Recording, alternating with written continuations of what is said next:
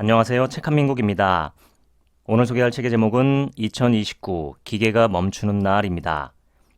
이 책의 부제는 AI가 인간을 초월하는 특이점은 정말 오는가입니다. 지은이는 게리 마커스, 어니스트 데이비스, 공저입니다. 지은이 소개를 하겠습니다. 게리 마커스, 뉴욕대학교 심리학, 신경과학 교수이자 로버스트 닷 창립자 겸 CEO다. 햄프셔 대학교에서 인지과학으로 석사학위를, MIT 대학교에서 뇌과학 연구로 박사학위를 마쳤다. 심리학, 언어학, 분자생물학을 통합해 인간 마음의 기원을 연구한 세계적인 학자로 손꼽힌다.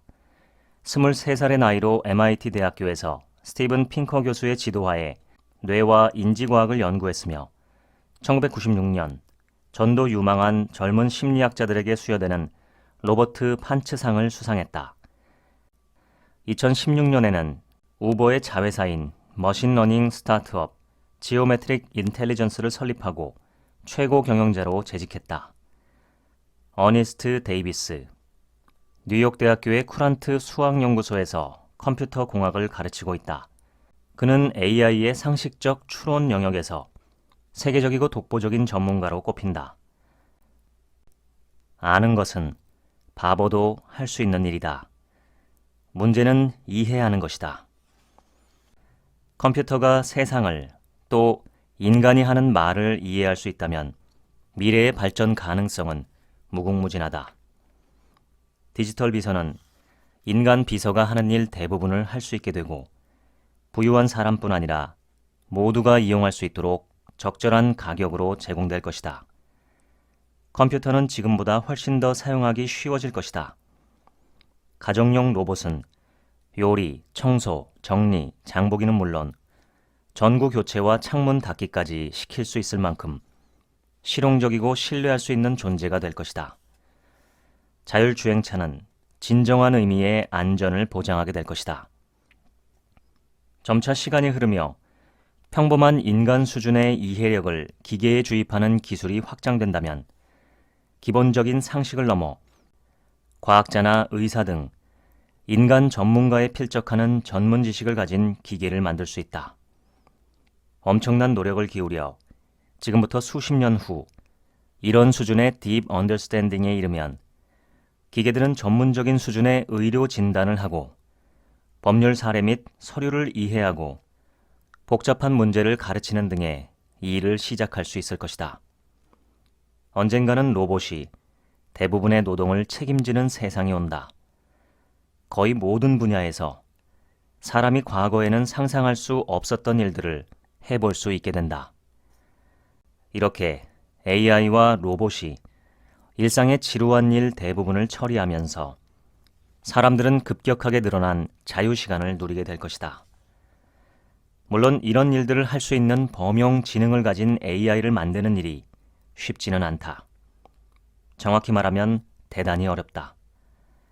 그래서 이런 일들이 가까운 미래에 실현되기란 불가능하다. 하지만 시기의 문제일 뿐 결국은 실현될 것이다. 현실적으로는 고용의 기회가 줄어들고 기본소득 보장과 소득 재분배에 대한 논의가 지금보다 더 시급해질 것이다. 경제적인 문제가 해결된다 해도 비숙련 노동의 대부분이 자동화되면 많은 사람들이 자존감을 얻는 방식을 바꿔야 할 가능성이 크다. 지금처럼 일을 통해 얻는 방식에서 예술이나 창작 등 개인적인 프로젝트를 통해 충족감을 얻는 방식으로 말이다. AI가 가져올 인지혁명은 사회의 많은 변화를 촉발할 것이다. 긍정적인 변화와 부정적인 변화가 동시에 심지어 대단히 극적으로 나타날 것이다. 2002년 미래학자 레이 커즈와일은 2029년까지 AI가 인간의 지능을 능가할 것이라고 확언했다. 이론적으로는 커즈와일의 말이 옳을 수도 있다. 하지만 실제로 이런 일이 일어날 확률은 대단히 낮다. 언젠가는 완전한 자율주행차를 흔하게 볼 수 있는 시대가 올 것이다. 우리의 모든 요구를 들어줄 수 있는 챗봇도 언젠가는 일상적인 서비스가 될 것이다. 초지성을 갖춘 로봇 의사도 마찬가지다. 하지만 그것은 모두 언젠가일 뿐, 지금으로서는 공상 속에 남아있다. 오늘날 개발 중인 자율주행차는 고속도로에서만 제한적으로 운행할 수 있다. 더구나 예비적인 안전장치로 인간 운전사가 탑승해야만 한다. 소프트웨어의 신뢰성이 너무나 낮기 때문이다. IBM 왓슨의 의료혁명에 대한 열기 역시 곧 수그러들었다. 2017년 텍사스의 MD 앤더슨 암센터는 IBM과의 종양학 공동 연구를 보류했다. 왓슨의 일부 권고가 안전하지 못하고 부정확했다고 한다. 일론 머스크는 AI 연구가 악마를 소환하고 있으며 핵무기보다 해로운 위험이라고 경고했고, 작고한 스티븐 호킹은 AI가 우리 문명 최악의 사건이 될 수 있다고 경고했다. 그런데 그들이 이야기하고 있는 AI는 정확히 어떤 AI인 것일까? 현실 세계로 돌아와 보면 지금의 로봇들은 문 손잡이도 제대로 돌리지 못한다. 사람들이 AI가 할 수 있는 일에 대해 과대평가하는 이유는 언론 보도가 대단치 않은 진전도 패러다임의 전환인 양 AI의 능력을 과장하기 때문이다. 우리가 당신에게 다음과 같은 짧은 글이 적힌 종이 한 장을 건넨다고 생각해보자. 두 어린이, 클로이와 알렉산더가 산책을 갔습니다. 그 둘은 개와 나무를 보았습니다. 알렉산더는 고양이를 보고 클로이에게 고양이가 있다고 알려주었습니다. 그녀는 고양이를 쓰다듬으러 갔습니다. 누가 산책을 갔나요? 같은 질문은 답이 글에 직접적으로 나와 있으므로 아주 쉽다. 하지만 읽기에 능숙한 독자라면 직접적으로 글에 나오지 않은 질문, 즉 클로이가 고양이를 봤나요? 어린이들은 고양이 때문에 겁을 먹었나요? 와 같은 질문에도 쉽게 답할 수 있다. 그럴 수 없다면 이야기를 제대로 이해한 것이 아니다. AI 시스템은 이런 맥락을 파악하는 읽기 시험에는 대처할 능력이 없는 것으로 드러났다. 데이터가 더 풍부해지고 컴퓨터 클러스터의 속도가 더 빨라지고 투자가 더 많아졌어도 근본적인 문제가 남아있다. 이런 모든 진전에도 불구하고 기계는 여전히 여러 면에서 인간에 비할 바가 못 된다는 사실이다. 읽기를 예로 들어보자. 당신이 새로운 문장을 읽거나 들을 경우 당신의 뇌는 1초도 안 되는 시간에 두 가지 유형의 분석을 수행한다. 첫째, 문장을 명사와 동사 등의 구성 요소로 나누고 그들의 의미를 개별적으로 또 전체적으로 분석한다. 둘째, 당신이 세상에 대해서 알고 있는 것들과 문장의 내용을 연결지어서 세부적인 문법 사항들을 모든 실체와 아이디어에 통합한다. 문장이 영화 속 대사 중에 하나라면 당신은 주인공의 의도와 기대에 대해 이해하고 있는 내용을 업데이트한다. 그들은 왜 그런 말을 했나? 그 말은 그들의 성격에 대해서 어떤 사실을 알려주는가? 그들이 달성하려는 목표는 무엇인가? 그 말은 진실인가 거짓인가? 이전에 일어났던 일과 어떤 연관이 있는가? 그들의 말이 다른 사람에게 어떤 영향을 줄까? 예를 들어 노예였던 수천 명의 사람들이 한 사람씩 일어나 처형될 위험을 무릅쓰고 내가 스파르타쿠스다 라고 말한다면 우리는 그 사람들 모두가 거짓말을 하고 있으며 우리가 감동적이고 심오한 뜻이 담긴 장면을 목격하고 있다는 것을 바로 알게 된다. 현재의 AI 시스템은 이와 같은 일을 할 수도 이해할 수도 없다. 그 방향으로 향하는 궤도에조차 올라있지 않다. 지금까지 이루어진 진전 대부분은 대상 인식과 같은 영역에서 이루어졌는데 대상 인식은 의미를 이해하는 것과는 전혀 다른 별개의 문제다. 실제 세상에서는 이 두 가지, 즉 대상 인식과 진정한 이해 사이의 차이가 매우 중요하다. 당신은 이전의 경험이라는 거대한 데이터베이스가 없어도 강력하고 유연한 세상에 대한 이해를 기반으로 새롭고 예상치 못한 일에 대해 판단하고 행동을 취할 수 있다. 문제의 핵심을 한마디로 표현하면 현재의 AI는 제한적이라고 말할 수 있다. AI는 마주치는 상황이 이전에 경험했던 상황보다 지나치게 어렵지 않다는 전제하에 프로그램된 특정한 과제만을 수행할 수 있다. AI를 다음 단계로 진보시키려면 훨씬 더 유연한 기계를 발명해야 한다. 마침내 다목적 가족용 로봇이 도래한 세상을 상상해보라. 더 이상 창문을 닫고 바닥을 쓸고 아이들의 점심 도시락을 싸고 아기의 기저귀를 갈아야 할 필요가 없는 세상. 시각장애인이 비서로 로봇을 사용하는 세상. 노인들이 로봇을 돌보미로 쓸 수 있는 세상을 말이다. 지하나 수중, 불 속, 무너지는 건물 속, 지뢰밭, 오작동 중인 원자로처럼 위험하거나 사람의 접근이 불가능한 곳에서 로봇이 모든 일을 처리하게 될 것이다. 자율주행차도 큰 영향을 줄 수 있다. 문제는 우리가 지금 갖고 있는 AI에 대한 접근법으로는 그곳으로, 즉 가정용 로봇이나 자동화된 과학적 발견으로 가지 못한다는 데 있다. 중요한 조각이 빠져 있기 때문이다. 하지만 우리는 신뢰할 수 없고 더 심각하게는 인간에 대한 아무런 이해가 없는 기계에게 점점 더 많은 권한을 넘겨주고 있는 중이다. 문제의 핵심은 신뢰다. 현재 AI가 놓치고 있는 부분은 범용 지능이다. AI는 엄청난 양의 관련 데이터에 담긴 구체적인 상황만이 아니라 이전에 보지 못한 새로운 문제들과 변형된 상황들도 다룰 수 있어야 한다. ANI, 즉 제한된 AI는 바둑과 같은 게임을 할 때 완전히 닫힌 게, 즉 closed 시스템을 다룬다. 규칙은 고정적이며 따라서 많은 가능성을 빠르게 처리하는 능력을 가진 기계가 당연히 유리한 위치에 서게 된다. 반면에 우리가 사는 현실 세계는 열린 게, 즉 오픈 시스템이다.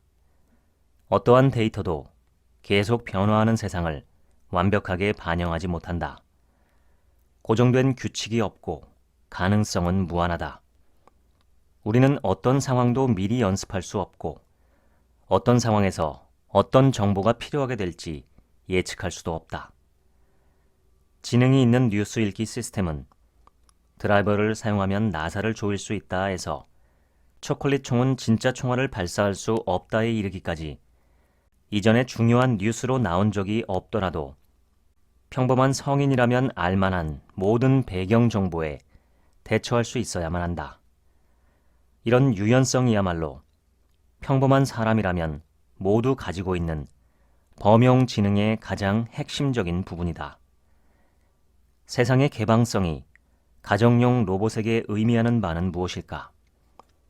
집을 돌아다니는 로봇이 본질적으로 무한한 가능성의 세계와 만나서 벽난로부터 그림, 만을 으깨는 기계, 인터넷 라우터, 반려동물과 같은 생물, 어린이, 가족 구성원, 낯선 사람, 지난주에 막 시장에 나온 장난감 같은 새로운 물건에 이르기까지 다양한 대상과 상호작용을 하게 된다는 뜻이다. 로봇은 실시간으로 그들에 대해 추론해야만 한다.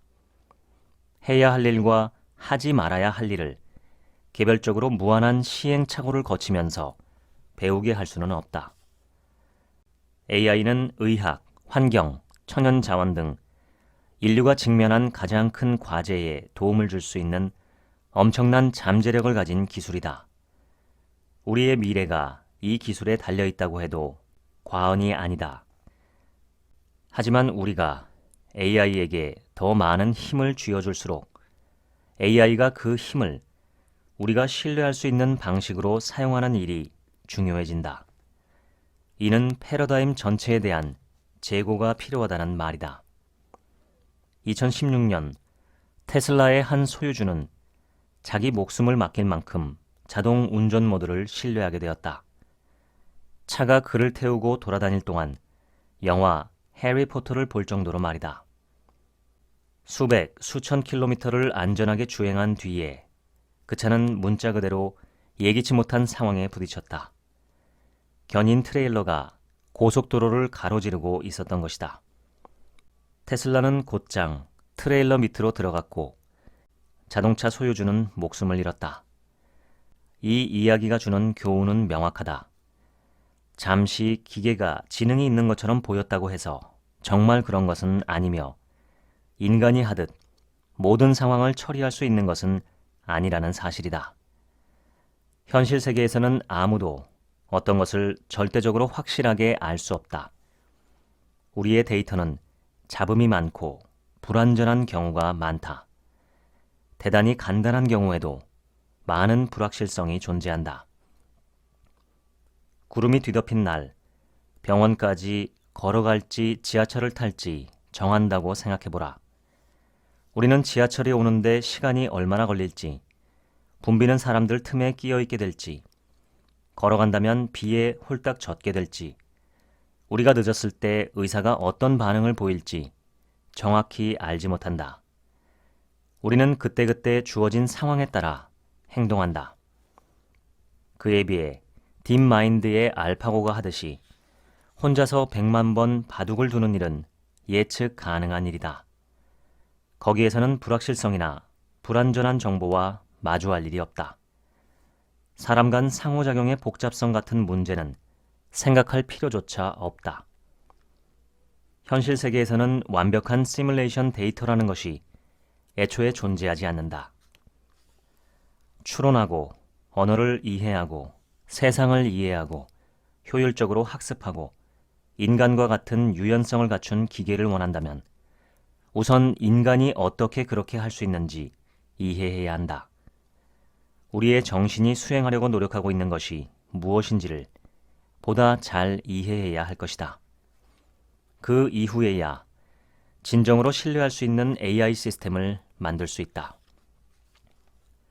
중국에서는 경찰이 사용하던 얼굴 인식 시스템이 무고한 사람에게 무단횡단 범칙금을 부과한 일이 있었다. 움직이는 버스의 옆면에 유명한 기업가의 얼굴이 나온 광고판이 붙어 있었는데 이를 본 시스템은 이 얼굴이 실제 기업가의 얼굴이 아니라는 점을 인식하지 못했다. 호출 모드였던 것이 분명한 테슬라는 차고에서 빠져나오려고 후진하던 중에 충돌 사고를 일으켰다. 로봇 잔디깎기가 고슴도치를 죽이거나 반려견을 불구로 만든 일도 한두 번이 아니었다. 이처럼 지금 우리가 가진 AI는 신뢰할 수가 없다. 종종 적절한 일을 하기는 하지만 언제 황당무계한 혹은 위험한 실수로 우리를 놀라게 할지 모를 일이다. 로봇들이 인간에게 대항하는 세상이 올지 모른다며 걱정할 필요는 전혀 없다. 적어도 가까운 미래까지는 그런 걱정을 할 필요가 전혀 없다. 그들의 인지 능력은 대단히 좁고 제한적이기 때문에 그들을 막을 수 있는 방법이 수도 없이 많다.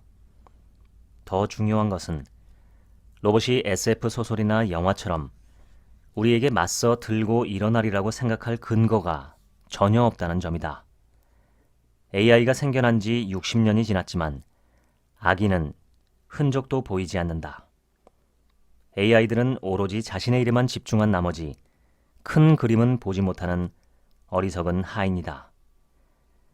스티븐 핑커는 이렇게 말했다.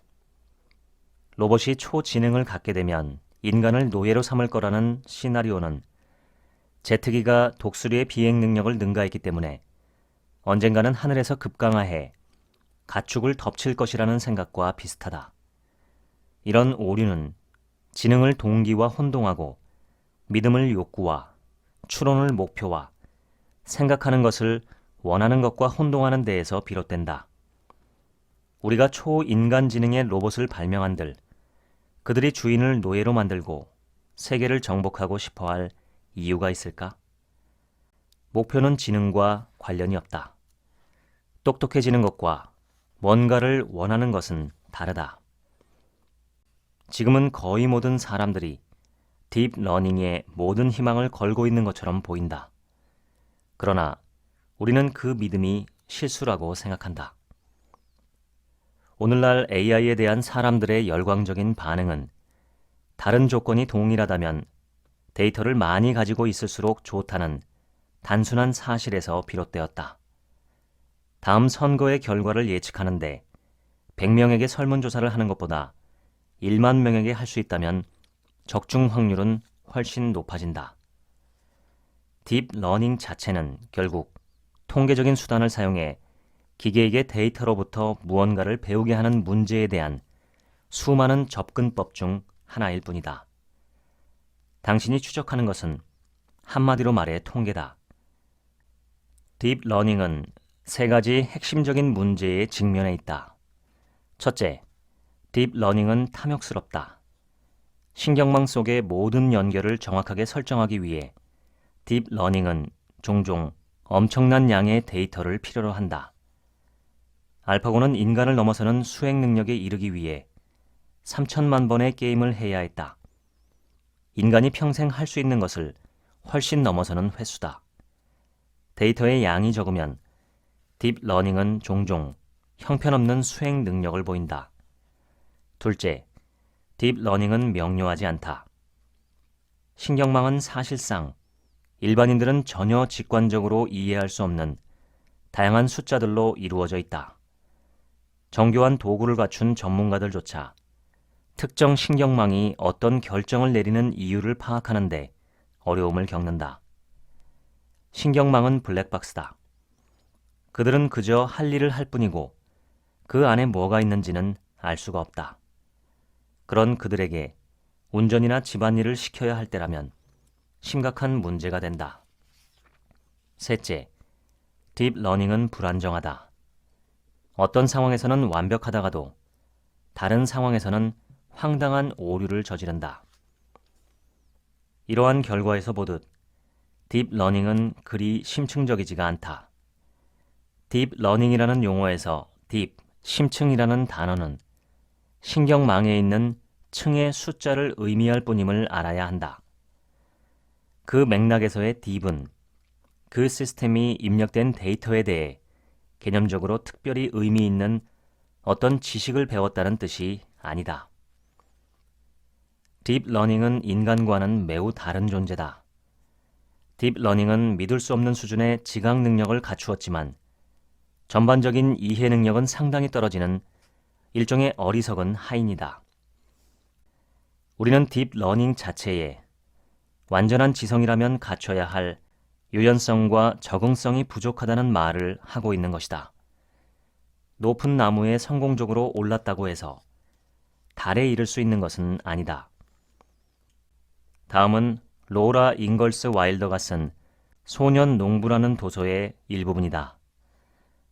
알만조가 톰슨 씨에게 가 이렇게 묻는다. 혹시 포켓북을 잃어버리셨나요? 톰슨 씨는 급히 주머니를 손으로 더듬어 보더니 소리쳤다. 그래, 잃어버렸구나. 그런데 내 것에 대해 뭐 아는 거라도 있느냐? 이게 그건가요? 알만조가 물었다. 맞아, 그게 그거다. 톰슨 씨가 포켓북을 움켜쥐며 말했다. 그는 포켓북을 열어 급히 돈을 셌다. 그는 지폐를 2번 세어봤다. 그러고는 길게 한숨을 쉬며 말했다. 이 녀석이 돈을 한 푼도 훔치지 않았군. 좋은 독해 시스템이라면 다음과 같은 질문에 답할 수 있어야 한다. 1. 톰슨 씨는 왜 손으로 주머니를 더듬었나? 2. 알만조가 이야기하기 전에 톰슨 씨는 지갑을 잃어버렸다는 것을 알고 있었나? 3. 이게 그건가요? 라고 물었을 때 알만조가 의미하는 바는 무엇이었나? 4. 1,500달러를 잃어버릴 뻔한 사람은 누구인가? 5. 지갑에는 돈이 모두 있었나? 이 질문들은 보통 사람이라면 쉽게 대답할 수 있는 것들이다. 하지만 지금까지 만들어진 어떤 AI도 이런 질문에 납득할 만한 대답을 내놓지 못했다. 기계가 현재 잘하는 일, 즉 대상을 범주로 단순 분류하는 것과 일상적이지만 깊이 있는 사고를 하는데 대단히 중요한 추론 및 현실 세계의 이해 사이에는 근본적인 차이가 존재한다. 상식을 놓치고 있다. 세상이 어떻게 돌아가는지에 대해서, 사람과 장소와 대상에 대해서, 그들이 상호작용을 하는 방식에 대해서 많은 것을 알지 못하는 한 복잡한 글에 대한 믿을 만한 인지 모델을 구축할 수 없다. 상식이 없으면 아무리 많은 글을 읽어도 이해할 수가 없다. 컴퓨터가 글을 읽지 못하는 진짜 이유는 그 시스템들에게는 세상이 어떻게 돌아가는지에 대한 기본적인 이해조차 없기 때문이다. 상식을 쌓는 것은 생각보다 훨씬 더 어려운 일이다. 로봇의 공격이 있을 때 당신이 할 수 있는 6가지 일을 소개한다. 1. 문을 닫는다. 이왕이면 문을 잠근다. 현대의 로봇들은 문 손잡이 때문에 대단히 애를 먹고 있다. 심지어는 문을 열려다가 넘어지기도 한다.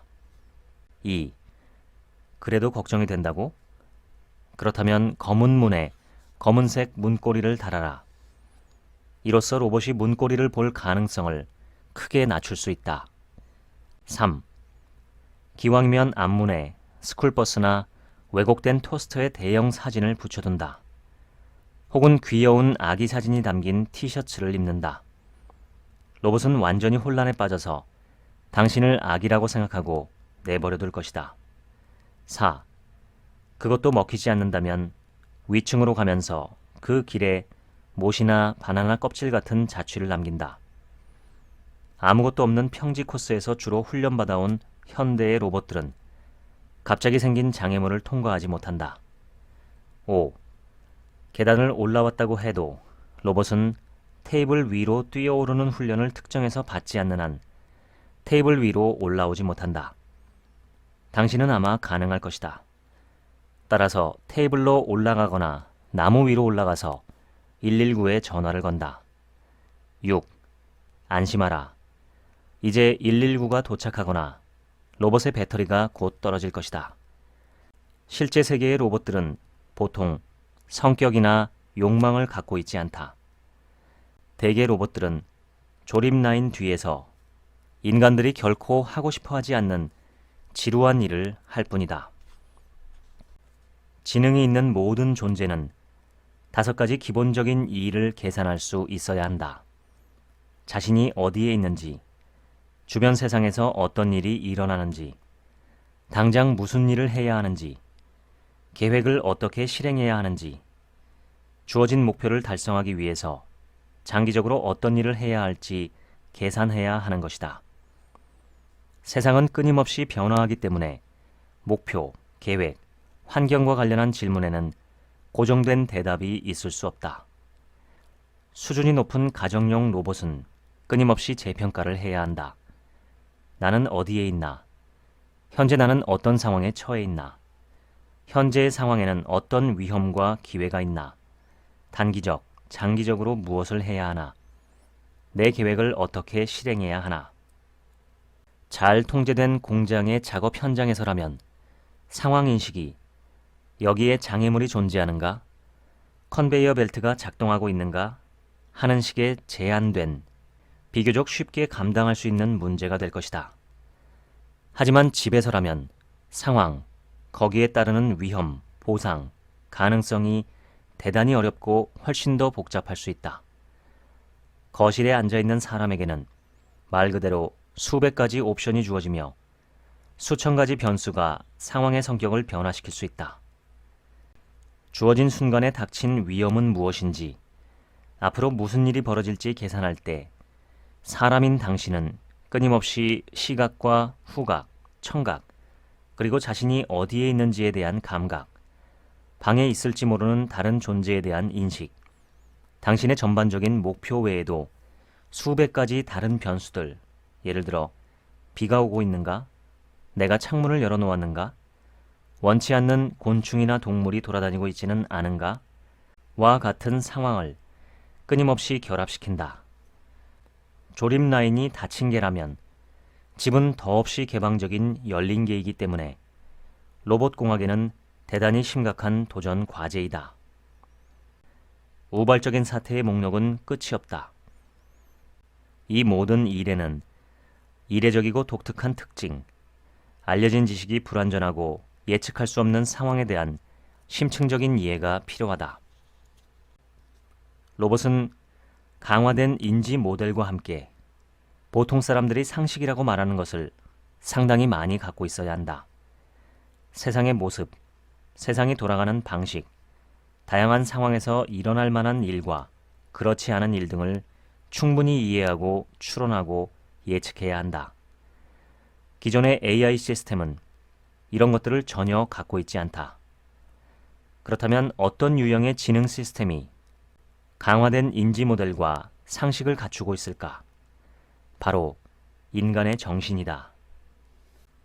신경과학 연구가 우리에게 가르쳐준 것이 있다. 두뇌는 엄청나게 복잡하다는 점이다. 지구상에서 가장 복잡한 시스템으로 묘사될 정도다. 평범한 인간의 두뇌에는 대략 860억 개의 뉴런이 있다. 뉴런의 유형은 수천 가지는 아니더라도 수백 개를 가뿐히 넘어선다. 시냅스는 수조 개이며 개별 시냅스 내에는 수백 가지 다른 단백질이 있다. 모든 차원마다 그 복잡성이 엄청나다. 뚜렷하게 식별할 수 있는 150개 이상의 두뇌의 영역이 있고 그들 사이에는 방대하고 복잡한 연결망이 있다. 세상사에 대한 지식은 문자 그대로가 아닌 언어를 해석하는 데에도 필수적이다. 한 레스토랑의 종업원이 다른 종업원에게 로스트 비프가 커피를 좀 달라는데 라고 말했다고 해보자.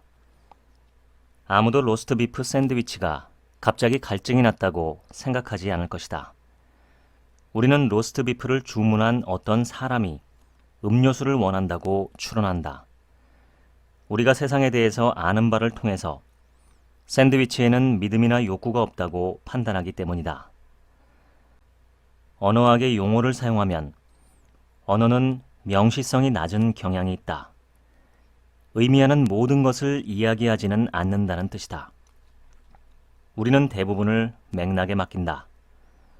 모든 것을 일일이 설명하려면 정말 긴 시간이 필요하기 때문이다.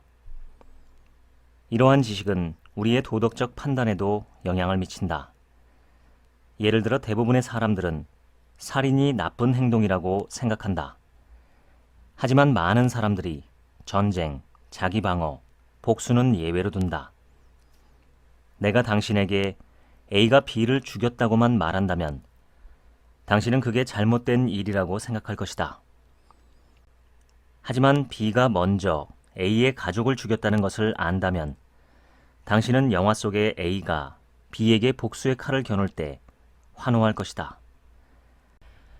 사람들은 일상생활을 하면서 수많은 개별적인 물건, 그리고 그 물건의 속성들, 각각의 역사들을 계속 추적한다. 당신의 배우자는 기자로 일했었고 위스키보다는 브랜디를 좋아한다. 당신의 딸은 천둥을 무서워했었고 쿠키보다 아이스크림을 좋아한다. 당신의 차의 오른쪽 뒷문에는 흠집이 나 있고 당신은 1년 전 변속기를 교환했다. 길모퉁이에 있는 슈퍼는 품질이 좋은 상품을 판매했지만 주인이 바뀐 후부터 내리막길을 걷고 있다.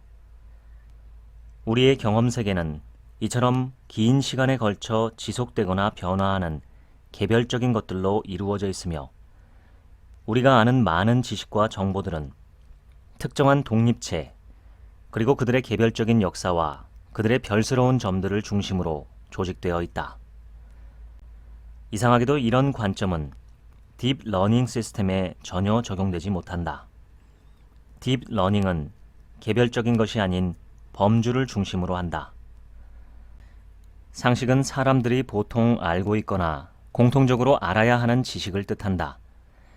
사람들은 돈을 잃어버리는 것을 좋아하지 않는다. 또는 지갑에 돈을 보관할 수 있다. 또는 칼은 물건을 자른다처럼 일반 사람들이 가지고 있으리라고 기대하는 기본적인 종류의 지식이다. AI 자체의 가장 큰 아이러니는 바로 상식에서 출발한다. 상식은 모든 사람이 아는 것이지만 누구도 상식이 정확히 무엇인지, 그리고 기계가 상식을 갖게 만들려면 어떻게 해야 하는지 모른다는 점이다. 인간은 인과성을 통해 사람과 다른 존재를 이해한다. 우리는 인과관계에 대한 어떤 특정한 사실이든 이를 매우 다양한 방식으로 이용할 수 있다.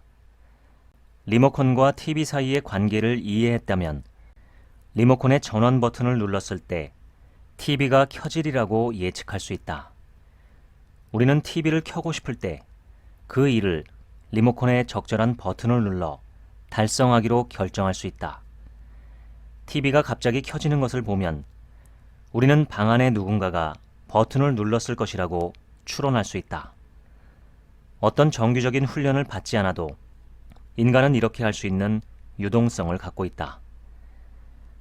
이런 일을 할 수 있는 능력을 가진 AI가 나온다면 가히 혁명이 될 것이다. 진보의 시작은 유동성을 얻는 데 있다. 버틀런드 러셀이 말했듯이 인간의 모든 지식은 불확실하고 부정확하고 불완전하다. 그런데도 인간은 용케 살아가지 않는가? 기계가 이 같은 일을 하게 되면, 즉 인간과 같은 유동성을 가지고 불확실하고 부정확하고 불완전한 지식을 표상하고 추론할 수 있게 된다면 유연하면서도 강력한 범용 지능의 시대가 다가올 것이다. 결국 인간 정신의 연구에서 얻은 교훈은 모든 일에 타협이 필요하다는 것이다. 우리에게 필요한 것은 0에서부터 모든 것을 학습해야 하는 백지 상태의 시스템도 생각할 수 있는 모든 우발적 상황을 미리 완전히 시뮬레이션한 시스템도 아니다. 그보다는 개념적이고 인과적 수준에서 새로운 것을 학습할 수 있게 해주는 강력한 본유의 토대를 갖춘 주의 깊게 구조화된 하이브리드 모델이다.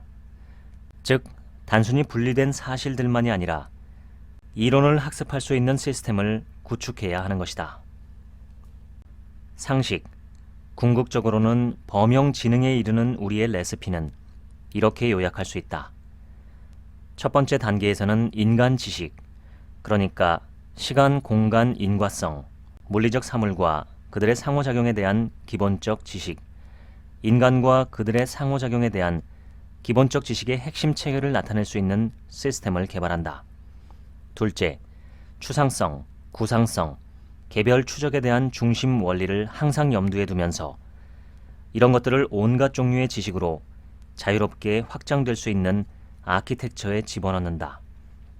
셋째, 복잡하고 불확실하고 불완전한 지식을 다룰 수 있고 하향식, 상향식으로 모두 자유롭게 작동할 수 있는 강력한 추론 기법을 개발한다. 그리고 이들을 인식, 조종, 언어와 연결한다. 이들을 이용해서 세상에 대한 강화된 인지 모델을 구축한다. 마지막 단계에 이르러 인간에게 영감을 받는 종류의 학습 시스템을 만드는 것이다.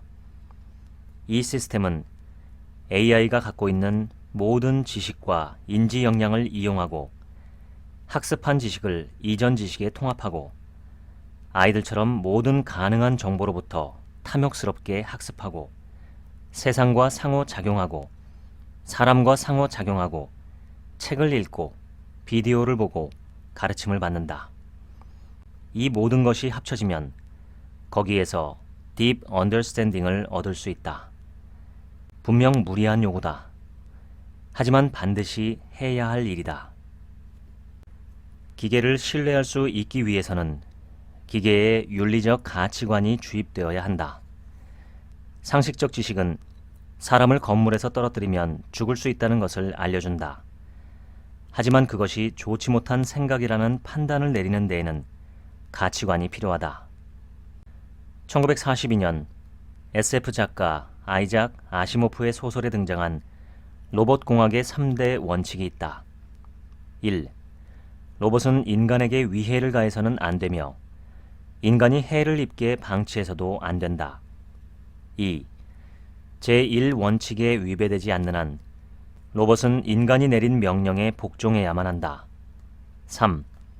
1원칙과 2원칙에 위배되지 않는 한 로봇은 자신을 보호해야 한다. 로봇이 일상에서 반드시 해야 하는 간단한 윤리적 결정들에 대해서는 이 세 가지 원칙을 문제없이 적용할 수 있다. 하지만 다른 많은 경우에서는 상황이 모호해지기 시작한다. 신체적 상해 외에 로봇이 고려해야 할 위해에는 어떤 것이 있을까? 재산 손실, 명예훼손, 고용 상실, 친구를 잃는 것. 로봇이 고려해야 하는 간접적 위해에는 어떤 것이 있을까? 로봇이 얼음이 언 보도에 커피를 쏟아서 누군가 그것을 밟고 넘어졌다면 그것은 일원칙 위반일까? 인간이 해를 입게 방치하지 말아야 하는 범위는 어디까지일까? 지금 이 문장을 읽고 있는 동안에도 4명의 사람이 죽을 것이다. 그들의 죽음을 막는 것이 로봇의 임무일까?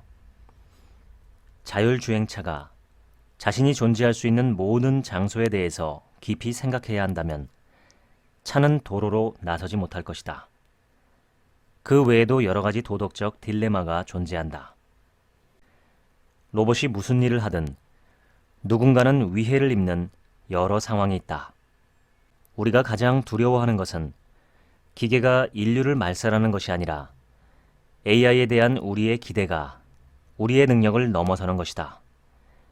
기존 AI 시스템들은 상식 비슷한 것조차 가지고 있지 않다. 그럼에도 그들에 대한 우리의 의존도는 점차 높아지고 있다. 진짜 위험은 초지능이 아니라 힘을 가진 어리석은 하인, 즉 자신을 제어할 가치관 없이 사람들을 표적으로 삼을 수 있는 자율 무기나 장기적인 가치에 미치는 영향을 평가하지 않고 단기적인 판매만을 우선시하는 AI 주도의 뉴스피드 등이다. 우리는 지금의 AI 연구가 대체로 잘못된 길을 가고 있다고 주장해왔다. 기존 연구의 대부분은 우리가 딥 언더스탠딩이라고 부르는 것이 아닌 빅데이터에 주로 의존하는 비교적 지적이지 않은 기계를 만드는 데 집중되고 있다. 우리는 그것이 큰 실수라고 생각한다.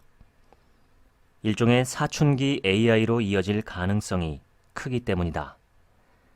자신의 장점이 무엇인지 모르고 자기 행동의 결과를 심사숙고할 수단을 갖지 못한 기계로 말이다. 이런 난장판을 벗어나는 유일한 방법은 상식, 인지모델, 강력한 추론 도구들을 갖춘 기계를 만드는 일을 하루빨리 시작하는 것이다. 이 모든 것을 합치면 딥 언더스탠딩에 이룰 수 있다. 딥 언더스탠딩은 자신의 행동 결과를 예측하고 평가할 수 있는 기계를 만드는 전제 조건이다.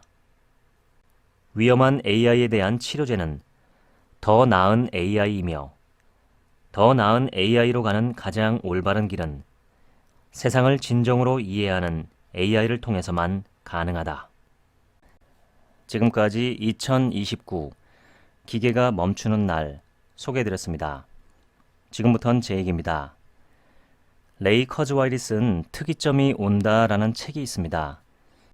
매우 두껍고 복잡하면서도 대중적인 과학기술 책입니다. 특이점이라는 것은 원래 물리학에서 나온 개념입니다. 블랙홀에는 보편적인 물리 법칙이 통하지 않는 지점이 있는데 이걸 특이점이라고 부릅니다. 한마디로 블랙홀에는 엄청난 중력으로 인해서 시공간이 천지개벽하고 전혀 상상하지도 못했던 현상이 발생하는 지점이 있다는 것입니다. 이런 물리학의 개념을 빌려와서 기존과는 완전히 차원이 다른 천지개벽의 변화가 있는 시점을 특이점이라고 부릅니다. 커즈와일이 자신의 책 특이점이 온다에서 말한 특이점은 기계의 지능이 인간의 지능을 월등히 추월해서 인간이 기술 발달의 속도를 이해하거나 따라가기 어려운 시점을 가리킵니다. 쉽게 말해서 컴퓨터, AI, 로봇 등 첨단 기술 산업의 발달 속도가 우리가 상상할 수 없을 정도로 빨라지는 지점입니다. 커즈와일은 자신의 책 특이점이 온다의 부제로 기술이 생물학 또는 생물을 추월할 때라고 써놓았습니다. 여기서 생물은 인간을 가리킵니다. 즉 AI가 인간보다 월등히 우월한 지능과 능력을 갖게 되는 시점입니다. 이게 2045년이라는 거죠. 오래전에 어느 인터뷰에서 그 시점을 9년 앞당겨서 2036년으로 변경한 것을 제가 읽은 적이 있었습니다.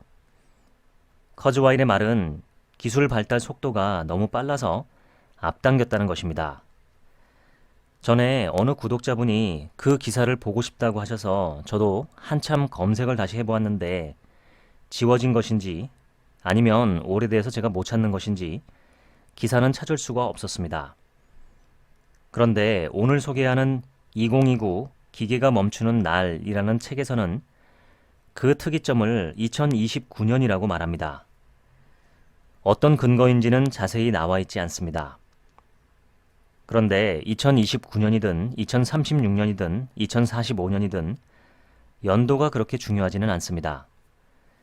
진짜 중요한 것은 그런 순간이 우리에게 곧 온다는 것입니다.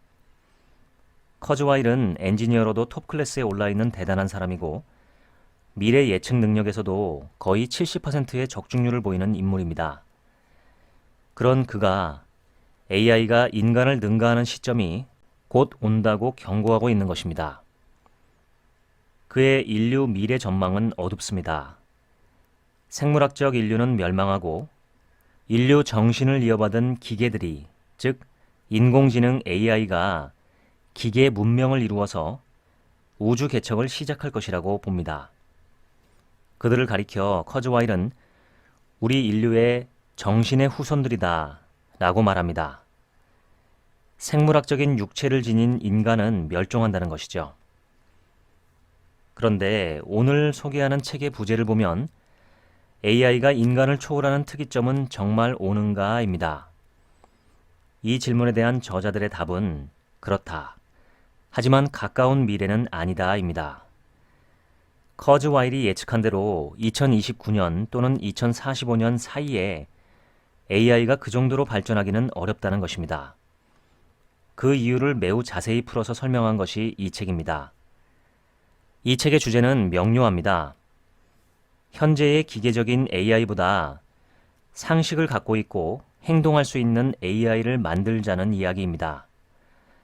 그리고 지금 AI 연구의 대세인 머신러닝만으로는 그러한 AI를 만들 수 없다는 주장입니다. 저자들은 인간처럼 생각하는 AI를 만들기 위한 여러 조건들도 제시했고 그 조건들이 달성되지 않으면 왜 문제가 되는지 여러 가지 재미있는 예시를 들어서 적나라하게 설명합니다. 이 책은 상당히 잘 쓴 책입니다. 저자들은 어려운 개념을 논리적으로 쉽게 풀어 설명하는 능력이 탁월합니다. 보통 AI 전문가분들이 쓰신 책은 너무 개념적이고 기초적인 내용이라 허전하거나 반대로 너무 복잡한 개념까지 포괄해서 지루해지거나 둘 중 하나인 경우가 많습니다. 그런데 이 책은 상당히 깊숙한 내용을 설명하면서도 지나치게 어려워지는 것은 피하는 한마디로 꽤 균형 있는 대중적인 화법으로 쓰여졌습니다. AI에 익숙하지 않은 분이면 조금 어렵게 느껴질 수도 있는데 이 정도면 AI에 관한 책으로는 매우 쉽고 명확하게 쓰여진 책입니다. AI에 관심이 있으신 분은 한번 읽어보시기를 바랍니다. 기계가 인간을 초월하면 어떤 일이 벌어질까요? 저는 제 생애에 그런 날이 오지 않기를 바라지만 아마도 올 것이라고 예상합니다. 그때가 되면 뭘 하고 시간을 보내야 할지 여러 가지 생각을 합니다. 저는 암울한 미래가 아니라 낙관적인 미래가 펼쳐질 것이라고 보기 때문에 뭘 하면서 신나게 놀 수 있을까? 뭘 해야 보람있게 봉사하며 살 수 있을까? 생각 중입니다. 지금까지 책 한 민국 생각이었습니다. 감사합니다.